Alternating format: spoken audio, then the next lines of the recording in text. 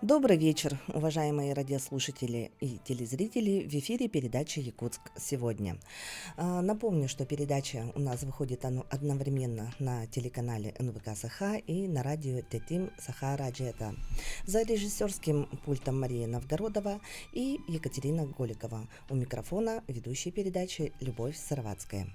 Сегодня поговорим о безопасности граждан от возможных чрезвычайных ситуаций техногенного природного характера. В период ледостава особенно актуально обеспечение безопасности людей на реках и озерах, где еще не сформировался прочный ледовый покров. Об этом мы сегодня поговорим с нашими гостями: Платоновым Романом Рейновичем, первым заместителем руководителя Управления гражданской обороны, защиты населения и территории о чрезвычайных ситуациях природного и техногенного характера, обеспечения пожарной безопасности городского округа город Якутск, и Орловым Александром Юрьевичем, старшим государственным инспектором по маломерным судам, руководителем Якутского отделения номер 2 Центра ГИМС МЧС России по Республике Саха-Якутия. Добрый вечер.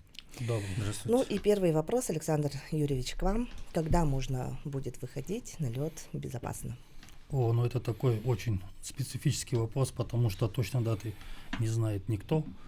Даже там наверху даже не знает этой даты. То есть мы будем акцентироваться и только по состоянию погоды, метеопогодных условий. То есть у нас, если взять в целом республику, где-то уже можно ходить, и где-то еще даже плавать можно. То есть республика у нас большая, везде все меняется по-разному. Если мы берем конкретно город Якутск, то нынешние замеры, которые проводим, замеры мы производим каждый день, как на озерах, так и на водных любых объектах, даже на реках. И, допустим, если берем именно водные объекты и озера, по которым чаще всего у нас ходит население, такие народные тропы так называемые, сейчас состояние льда составляет где-то от 10 до 15 сантиметров, что в принципе нормально для хождения одного человека. Но каждый водоем, он у нас специфический. Там, к примеру, берем такой водоем, как ТЭЦ. Он у нас и в декабре не замерзает, и люди об этом некоторые знают, некоторые нет. То есть пытаются подойти к кромке льда и проходят провалы.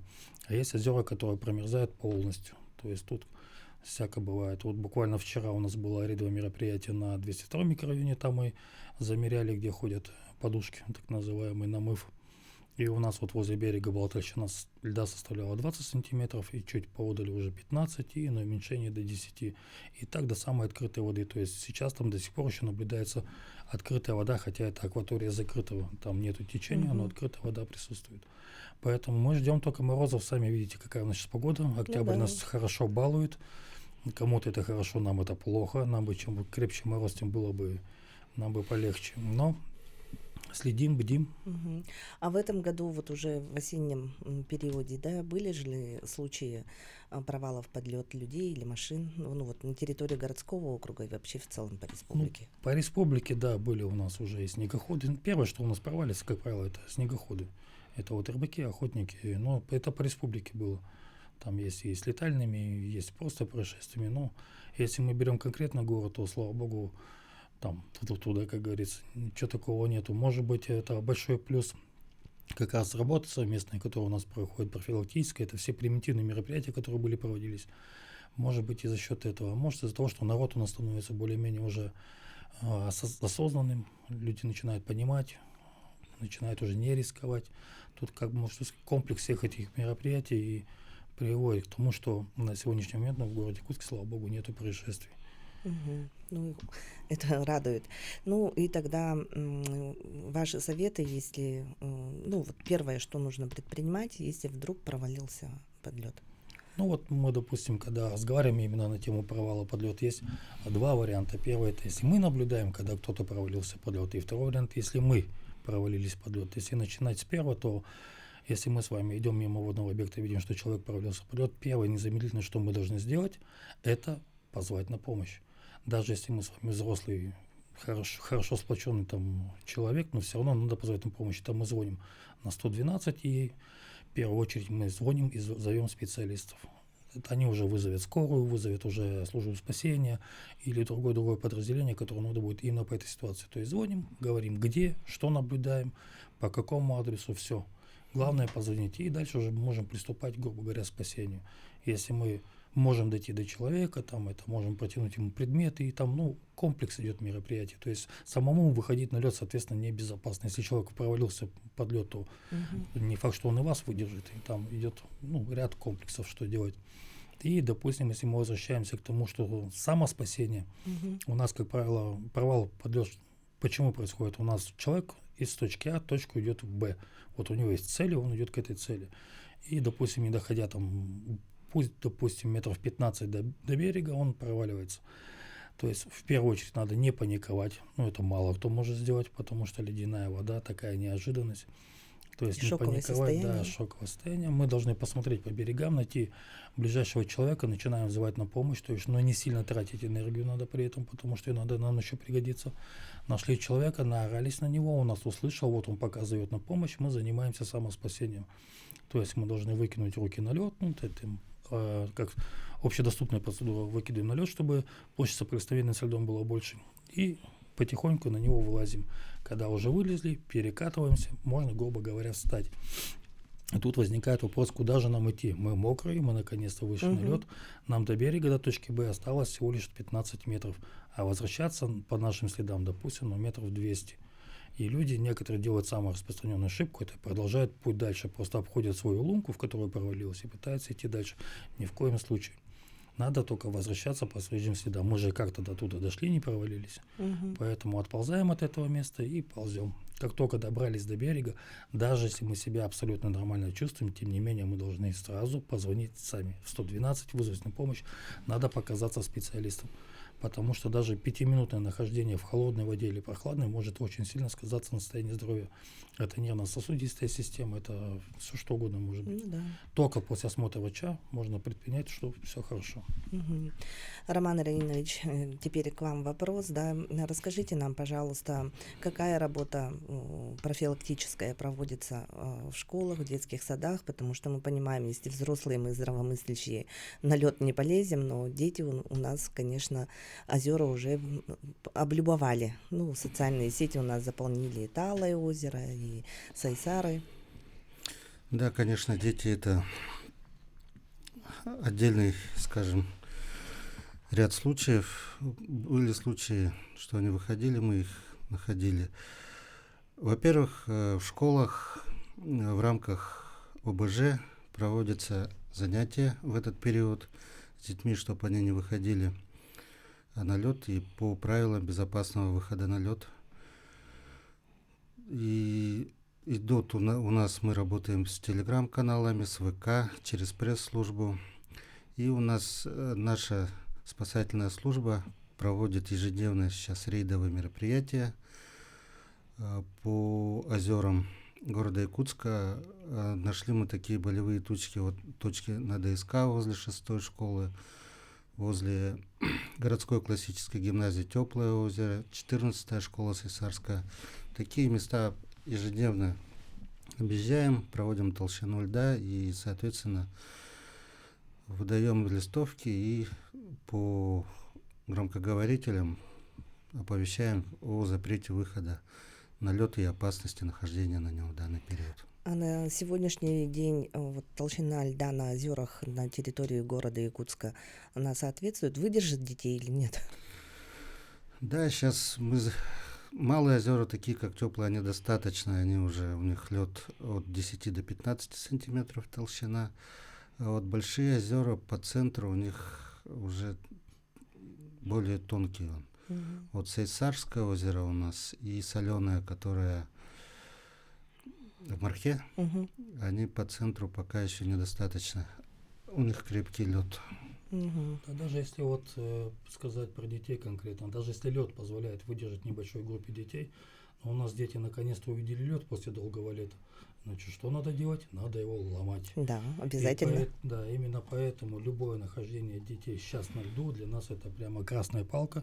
Мы сразу вызываемся, мы едем и детей оттуда выгоняем, пока он конкретно не окрепит. Потому что дети начинают баловаться, кидать камни, втыкать туда прутья и всякое разное. То есть попытки именно разбить лед и посмотреть, какой же он красивый. И с какой целью проводятся вот месячники по безопасности на водных объектах в зимний период? Ну, самая главная, основная цель это вот довести не только до детей, что правила безопасности поведения на льду, но и до взрослых. Потому что все отталкивается у нас, идет от взрослых. Мы же не только по школьным, дошкольным учреждениям ходим, мы и ходим по высшим учебным заведениям, мы ходим на предприятия, мы собираем взрослых родителей, и как маленьких детей мы объясняем: поговорите с вашими детьми, у вас же есть маленькие дети, поговорите с ним, потому что самое первое, они же нас не боятся. Ну, подумаешь, там какие-то МЧСники там ругаются, дяденьки в костюмчиках, они боятся родителей. Это вот этот, можно сказать, хороший детский страх, он только как раз пойдет на пользу. Папа сказал нельзя, мама сказала нельзя. Вот это самое главное. И только потом уже подключается школа, и, соответственно, мы сейчас вот очень активно активизировались как раз школы. Нам звонят, нас приглашают на лекции: пожалуйста, приходите, проведите лекции. И вот уже вот 4-й день подряд у меня вот инспектора по всем школам бегают, помимо того, что надо еще следить за озерами. И вот на эту помощь как раз нам приходят и ГОЧС, и другие сторонние организации, такие там, как ВОСВОД. Ну, их много нас на самом деле. У нас целая есть даже специальная группа, там очень много заинтересованных именно. Ну, всем это надо. Все у нас за безопасность, потому что дети — это приоритет номер один. Я с вами полностью согласна.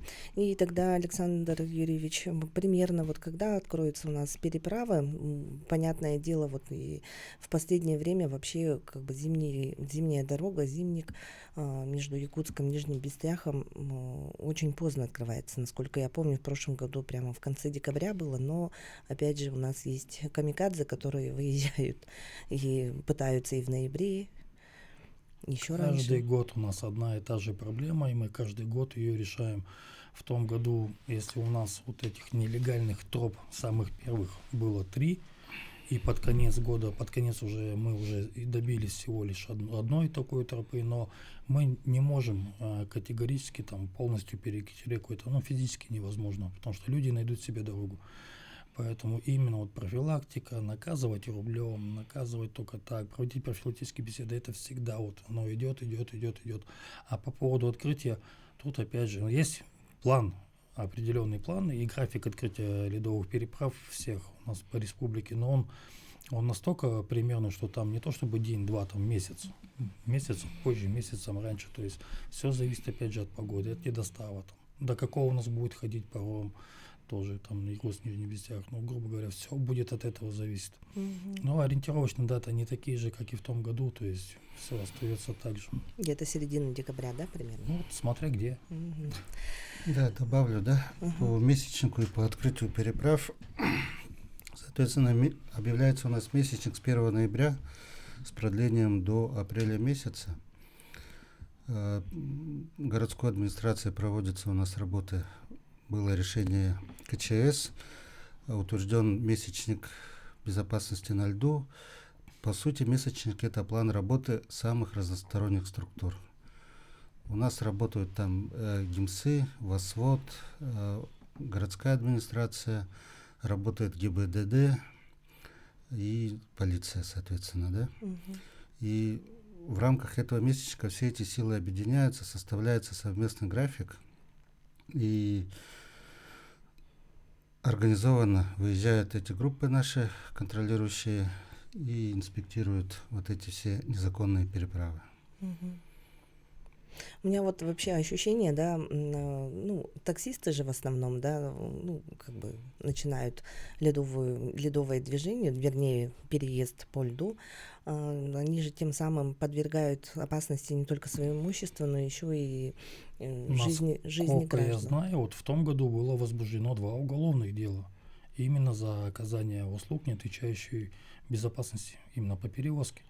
То есть ловили, прямо вот мы работаем уже не только там, со всеми пытаемся отрабатывать именно эти моменты и, как сказать, довести до города, что нельзя будет все время ездить вот так вот. Мне Вас кажется, рано нужно или вообще поздно это накажут. Таких водителей лишать водительских прав, потому что если соизмерять нарушения, это, мне кажется, хуже, чем двойную сплошную пересечь. 2 уголовных дела, говорю, в том году было все-таки. Помимо того, что основная масса штрафов, то это мы вот административную комиссию просто завалили материалом по административным штрафам, чтобы народ все-таки привить за то, что они творят, грубо говоря. А еще помимо этого работаем с Следственным комитетом, ООН там возбуждается, транспортная полиция, то есть очень много заинтересованных лиц, и у всех, говорю, одна и та же цель — объяснить народу, ну, если не хотят так, ну, по-хорошему, ну, будем наказывать тогда рублем. Не хотят рублем, тогда уголовные дела. Ну, по-моему, самая действенная мера — это наказывать рублем. Сначала надо поговорить. Роман Раинович, расскажите подробнее, пожалуйста, чем занимается Управление по гражданской обороне и чрезвычайным ситуациям? Какие структуры входят в ваш состав? Ну, скажу, что наше управление, оно занимается, если сказать буквой закона, защитой населения территории от опасностей, возникающих при военных конфликтах или гражданской обороны, а также при чрезвычайных ситуациях природного техногенного характера, обеспечение оповещения населения, проведение аварийно-спасательных работ и другие действия по помощи пострадавшим. Ну, это если буквой закона сказать. В принципе, если сказать своими словами, то да, мы занимаемся защитой населения. Вот, у нас город Якутск находится в самых жестких условиях климатических. Летом жарко, зимой холодно. И у нас каждый год, можно сказать, риски круглогодичные. Зимой это у нас ЖКХ, отключение света, перемерзание домов. Дальше у нас приходит весна. Это у нас подготовка к паводку, и совместно с паводком у нас начинается лесопожарный период. Соответственно, мы занимаемся профилактикой, подготовкой сил. Есть такое понятие, как на российском 68-м законе российском РСЧС, это как единая государственная система предупреждения и ликвидации чрезвычайных ситуаций. Туда входят все федеральные органы, республиканские, муниципальные и объектовые организации. Соответственно, на территории города мы для предотвращения всех этих предупреждений, всех этих ситуаций мы объединяем все эти силы, работаем над этим. Осенью, вот как видите, мы взаимодействуем с ГИМСами, с ГИБДД, тонкий лед. Ну и зимой опять мы выходим на ЖКХ. Вот круглогодично у нас по предупреждению этих рисков проводится самая разная информирующая и организационная работа. И в каких случаях вводится режим повышенной готовности? Режим повышенной готовности, он вводится, когда приходит неблагоприятный прогноз. Ну, или в любом случае у нас есть стихийное бедствие, как паводок. В любом случае мы должны готовить людей к этому. То есть, либо режим повышенной готовности в новогодние праздники. Длительные праздники выходят. У нас составы дежурных частей и караулов дополняются до штатной численности. То есть все люди находятся на местах, усиливается количество бригад. Здесь самые разные ситуации. Вот по ветровой нагрузке, когда приходит предупреждение с гидромета, что будет сильный ветер от 15 до 20 метров в секунду, мы понимаем, что будут проблемы с электроэнергетикой, проводим КЧС, выносится решение, и в этот период на дату прогноза у нас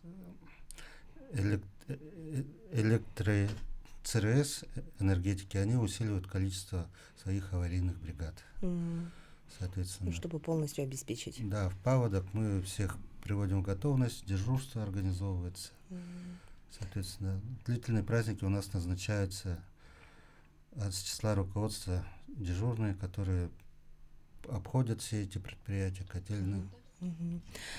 Скажите, пожалуйста, у нас громкоговорители по городу существуют? Да. Дорогие телезрители и радиослушатели, через несколько секунд мы буквально прервемся на рекламную паузу. Оставайтесь, пожалуйста, с нами, потому что сегодня тема очень интересная и нужная. Мы говорим сегодня о безопасности граждан в период ледостава.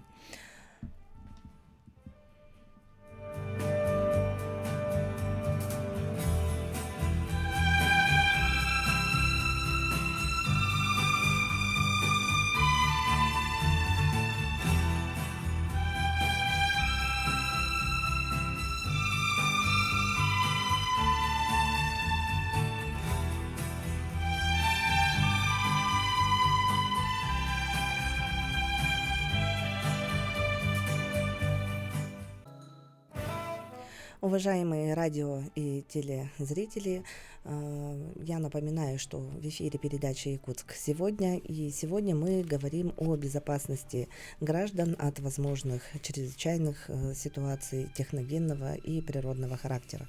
У нас сегодня в гостях Платонов Роман Ринович, первый заместитель руководителя УГО ИЧС города Якутска, и Орлов Александр Юрьевич, старший государственный инспектор по маломерным судам Центра ГИНС МЧС Республики Саха-Якутия.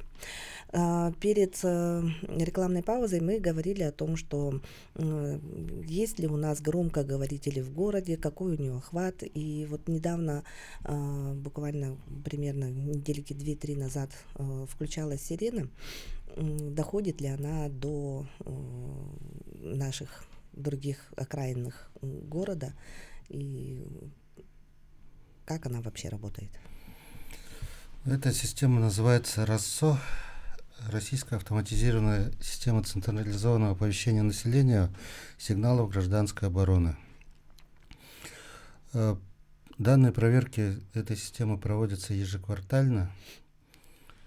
Наверное, все слышали, что весной, потом летом, осенью и в начале зимы эти системы срабатывают, и техники проверяют работоспособность данной системы. Охват, на данный момент скажу, что попадает не весь город Якутск, потому что у нас город Якутск очень быстро растущий, быстро развивающийся город.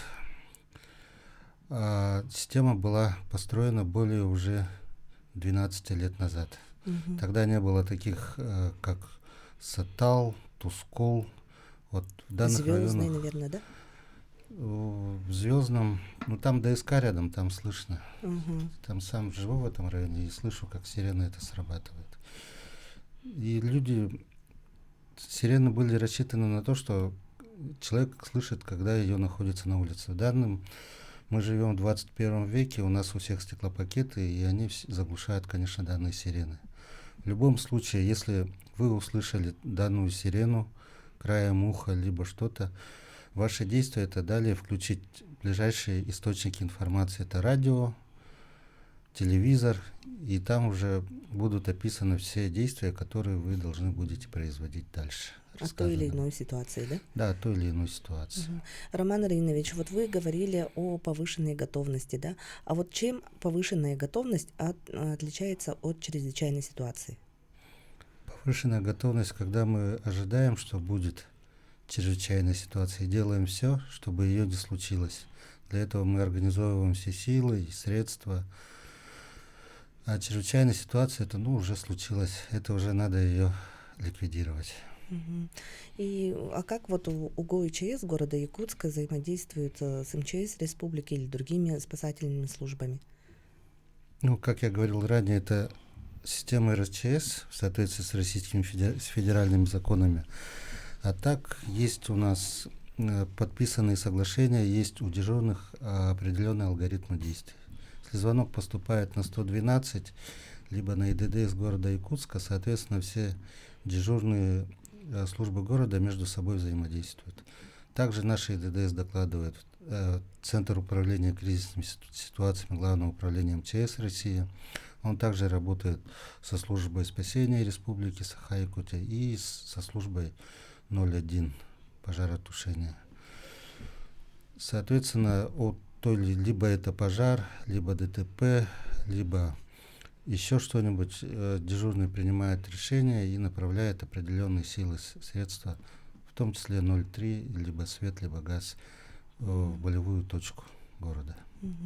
Я знаю о том, что вот окружная администрация города Якутска в зимний период особое внимание уделяет пожарной безопасности.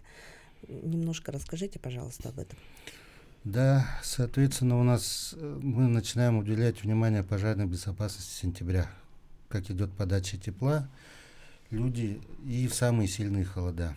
В самые сильные холода люди включают, кто замерзает, электрообогреватели, соответственно, увеличивается нагрузка на сети и случаются пожары. Также у нас новогодний период, как я говорил, длительные выходные. Городская администрация также объявляет месячник пожарной безопасности, и проводятся рейдовые мероприятия уже не по тонкому льду, а мы работаем уже с другими коллегами с МЧС России. Это у нас Госпошнадзор и противопожарные службы. Есть список, конечно, людей, находящихся в трудной ситуации, многодетных. Вот по этим спискам мы проводим профилактические беседы. Ну и смотрим, говорим, чтобы не включали, не оставляли электроприборы в зимний период без присмотра. И была очень хорошая практика у окружной администрации по установке автономных извещателей, да, домовых. Сейчас эта практика существует? Она не только существует, мы ее развиваем, эту практику, и с каждым годом охват людей, кому мы выдаем на бесплатной основе АДПИ, увеличивается. Туда входят у нас в основном многодетные, потом люди, находящиеся в трудной жизненной ситуации, и включили в этом году в этот список участников специальной военной операции. Соответственно, у нас территориальные органы управления по округам уточняют списки, нам предоставляет служба соцсети списки, мы все это сверяем, выходим на владельцам и говорим вам, если хотите, мы вам установим АДПИ. Эффективность АДПИ очень большая, просто люди, года 3 назад мы сталкивались, что люди не понимали, зачем эта штука, она тут пищать начнет, это мешается, но сейчас люди стали более грамотными, они уже сами звонят, приходят и говорят, установите нам АДПИ. Но если я, например, не отношусь к категории граждан многодетных, в трудной жизненной ситуации, у меня муж, например, не участник СВО, да, а у меня есть частный дом, и я хочу установить АДПИ. Куда мне идти, где покупать или у кого просить? Есть ТУГИС, набираете пожарная безопасность, у нас по городу огромное количество этих магазинов. Средняя цена от 500, и выше, какой вы АДПИ хотите установить. Простейший стоит, в ДПО я покупал сам года 3 назад, стоил 550 рублей, и сейчас, по-моему, цена сильно не поменялась. А я купила, а потом как мне установить ее? В зависимости от прибора. Вы устанавливаете прибор либо к потолку, либо сейчас у людей же есть натяжные потолки. Вы можете установить его к стене. То есть я могу это сделать самостоятельно, специалисты там не нужны, да? Нет, можете на шуруп посадить, если у вас удобно вкручивать в дерево, либо можно на двухсторонний скотч. Понятненько. А сколько хватает батарейки? В зависимости от качества батарейки. От полугода до года. И давайте напомним гражданам правила пожарной безопасности. Наверное, это вопрос кому? Роман Ильич? Да, по правилам пожарной безопасности самое главное, чтобы не было пожара в вашем доме и в квартире, не допускайте небрежности с огнем, не курите в постели, следите за электроприборами включенными.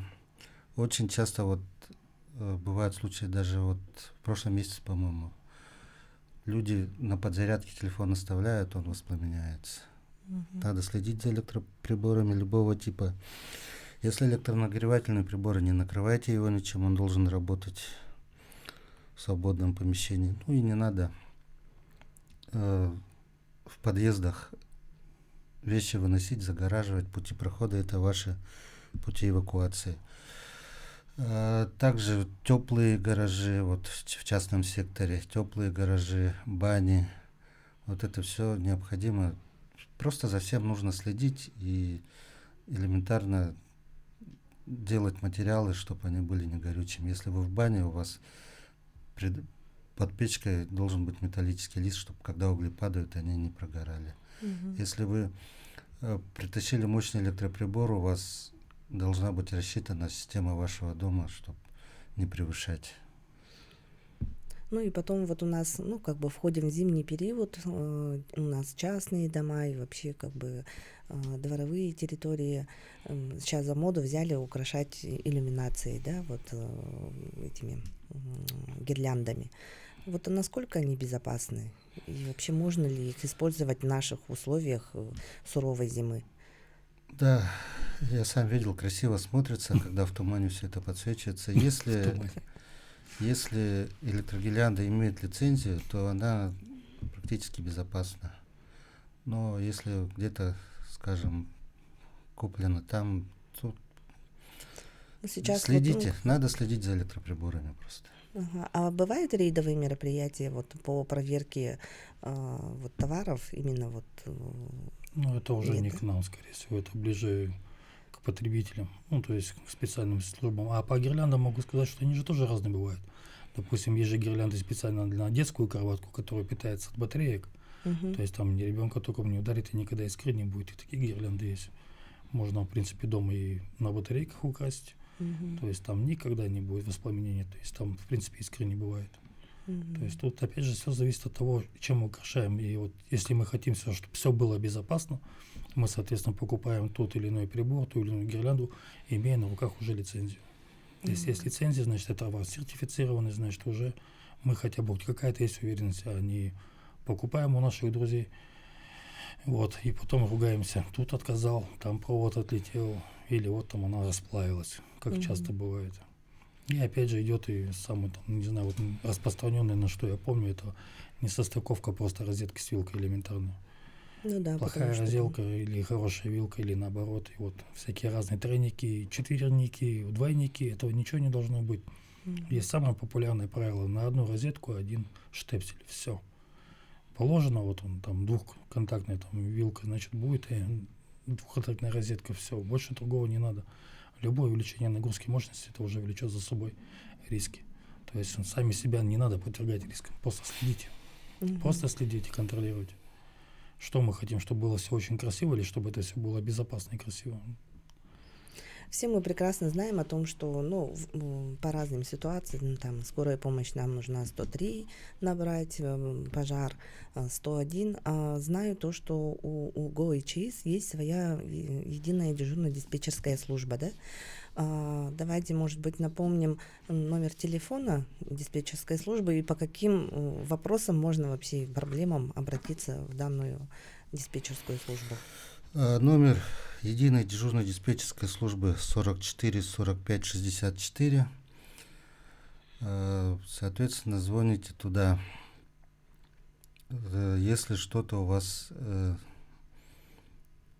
что-то крупное произошло, вы не дозвонились, если до вашей управляющей компании по теплу, по свету, до энергетиков не дозвонились. То есть ЕДДС является более как бы вторым эшелоном, более управляющим, что... Ну, больше, наверное, типа аварии ЖКХ, там, да, Большая отопление. авария, если Да. прямо там из-под дома ручьем прямо бежит. Не то чтобы дома там кран провалывает. И сейчас Да, будем потому что ЕДДС мучить. люди же не знают, например, если вот он правильно сказал, что большая авария, а труба эта принадлежит водоканалу. Не всякий человек знает номер телефона водоканала. Он звонит в ЕДДС, и ЕДДС передает заявку диспетчеру водоканала. То есть, если я просто, например, там мимо прохожу, стала очевидцем, там течь какая-то большая. Вы не знаете, какой это ЖЭУ, Да. какой номер ЖЭУ. Да, если есть номер ДДС, можете позвонить. Ну, наверное, в Тугис она тоже есть. Есть. Мгм. А по поводу скорой хочу сказать, что не только 103. Можно также позвонить на 112, и там же также можно будет вызвать ту же самую скорую помощь через 112. Мгм. А вот вернемся, наверное, насчет безопасности нахождения на льду. Если я, например, вижу, что дети, ну вот на озере, да, долбят лед, играются там, да, находятся в опасности, куда я должна звонить? Куда угодно. В любой телефон 112, в ЕДДС, да, хоть в ЖЭУ. То есть эта информация, она моментально доходит до того человека, кто должен на нее отреагировать. Допустим, буквально вот когда позавчера у нас был вызов на какое-то озеро Солдатское, то есть ко мне приходит вызов, сигнал, я тут же снаряжаю людей, то есть мы через 3 минуты уже начинаем выезжать, и мне уже звонят, все, отбой, туда быстрее доехала служба спасения, они их со льда согнали. Мгм. То есть мы даже не успели выехать, грубо говоря, как уже служба спасения, просто они недалеко находились, то есть сигнал идет сразу всем, то есть кто рядышком, пожалуйста, подъедьте, проведите профилактику с детьми. Вот мы даже доехать не успели, профилактика уже проведена, детей выгнали. Ну, как выгнали, поругали их, пальчиком погрозили, дети посмеялись, убежали, счастливы, довольны. То есть это всегда, это вот комплексно. У нас нет такого, что там, или, допустим, чтобы с сырбортом все приехали в одно место. Нет, просто по всем раскидывается, а она идет, сообщение постоянно идет. Чтобы не было такого, что все приехали службы в одно место там и на котенка смотрим маленького на чтобы такого не было. Роман Рейнович, вот года 2 назад, по-моему, на базе УГО ЧС появились специальные спасатели, да, специализированные. Вот поправьте меня, если я не права, и чем они тогда занимаются?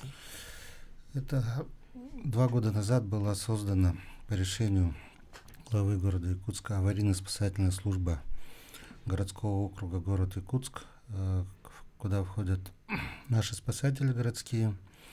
Соответственно, у нас в городе базируются спасатели федеральные, спасатели республиканские и муниципальные, то есть спасатели всех 3 уровней.